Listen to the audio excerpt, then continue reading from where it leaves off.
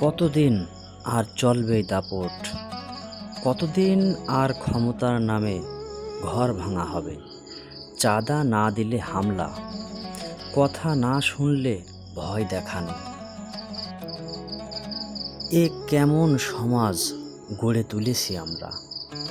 যে হাত রক্ষা করার কথা, সে হাতই যদি ভাঙচুর করে, তাহলে মানুষ যাবে কোথায়? একটা ঘর ভাঙা মানে ইট পাথর না, একটা পরিবারের স্বপ্ন ভাঙা। একটা দোকান দখল মানে শুধু জায়গা নেওয়া না, একজন মানুষের জীবন কেড়ে নেওয়া। চাঁদাবাজি কোনো রাজনীতি না, দখলদারি কোনো অর্জন না, ক্ষমতা দেখিয়ে মারধর কোনো বীরত্ব না।